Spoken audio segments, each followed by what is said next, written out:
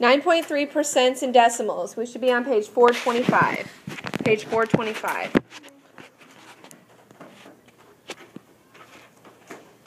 All right, in example 1, we're writing the percent as a decimal. Now, when I write a percent as a decimal, basically what I'm doing is I'm dividing it by 100 in my calculator. So you want your calculators out, okay? You're going to divide whatever that percentage is by 100. So what you're doing is you're basically just, and you'll see this when you put it in your calculator, here's the decimal. You're moving your decimal left 2 places. So 48% as a decimal is 0.48. Now, whenever you get to your single-digit percentages, you have to remember that your decimal starts off after the 9 and you're going left 2 places. So if you did 9 divided by 100 in your calculator, you would get 0.09, okay? You have to have that extra 0 in the tenths place to hold that place value, okay? So don't forget, whenever it's a single-digit percentage, you're still moving it left 2 places, so you need that 0 to hold the place. All right, and if you did 9 divided by 100 in your calculator, you should get 0.09. All right, but what if I had 75.5%? Well, my rule still doesn't change. Wherever my decimal is, I need to move it left 2 places.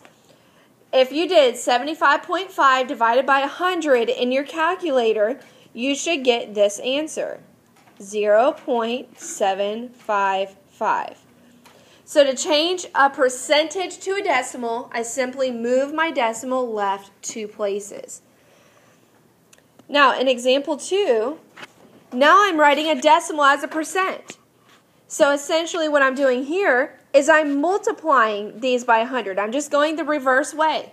If I'm going percent to a decimal, I'm dividing by 100. If I'm going decimal to percent, I multiply by 100. So what does it mean to multiply by 100? Basically, I'm moving my decimal right 2 places.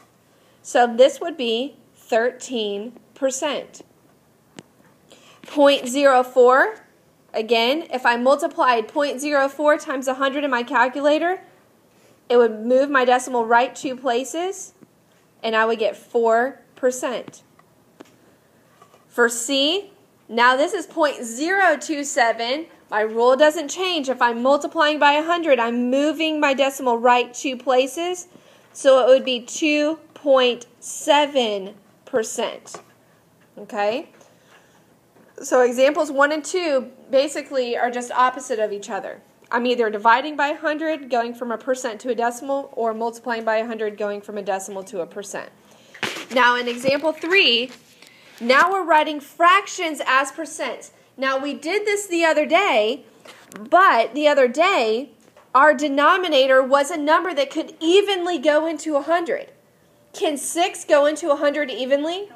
No, it can't. So when I have something like this, a fraction like this, that cannot go into 100 evenly, I want to first change this to a decimal.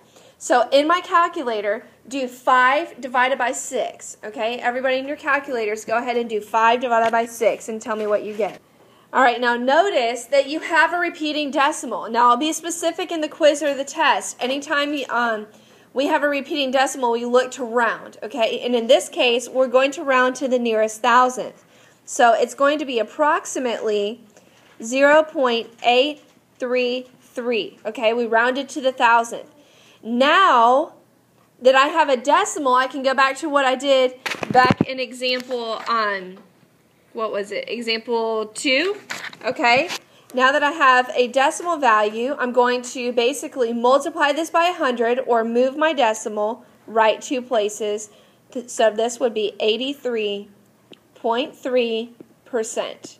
Okay? So change it to a decimal. Once you have your decimal, move your decimal right 2 places, and that gives you the percentage. All right? In your calculators, what's 3 divided by 7? What's 3 divided by 7? Okay, so again, let's round to the nearest thousandth. So it's going to be approximately 0.429. Now I'm going to move my decimal right 2 places. Basically what I'm doing here is I'm multiplying by 100 to change it to a percentage, and I get 42.9%. Okay? So here we just added a step. We had a fraction whose denominator doesn't go into 100 evenly, so I just changed the fraction to a decimal, divide top by bottom, and then round to the thousandth, and then I move my decimal right 2 places to give a percentage.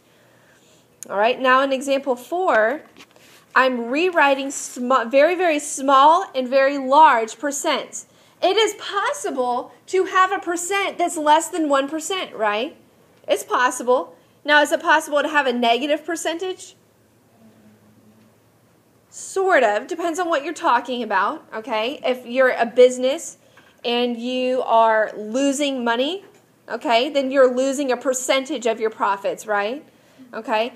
But if for the most part, percentages are discussed in terms of positive numbers, all right? But they can be very small, all right? So let's look back at page 425, all right? Let's look at these percentages. The surface area of Lake Tarpon is 0.5% of the surface area of Lake Okeechobee. The surface area of Lake Wihinakapa is 300%, all right, of the surface. How can you write these percents as decimals? So I have 0.5%,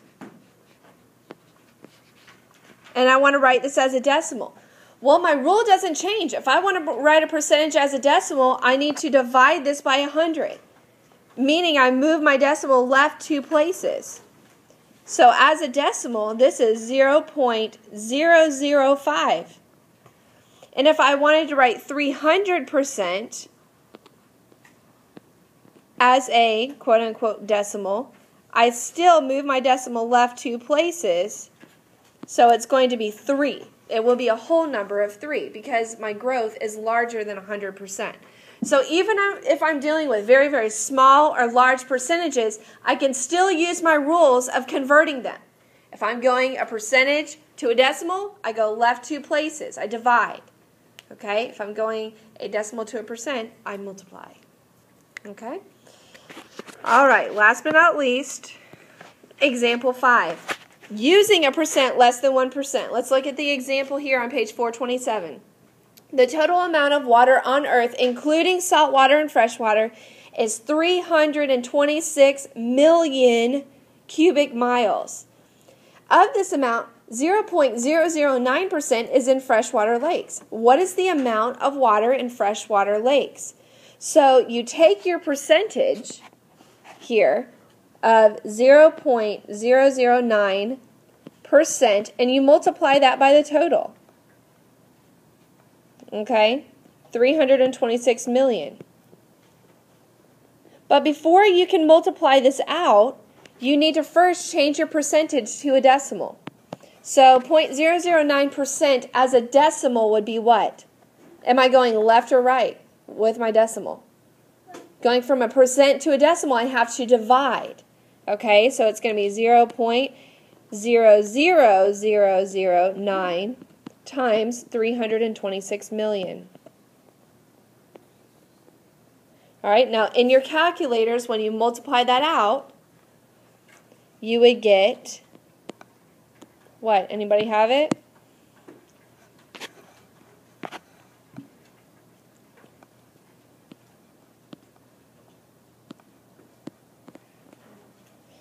Cubic miles. Okay, 29,340 cubic miles. All right, so basically when you multiply that out, that's what you get. All right, so again, using our converting rules, going from percent to decimal or decimal to a percent, and then that's how I solve. If you understand that, you understand everything you need to know for 9.3.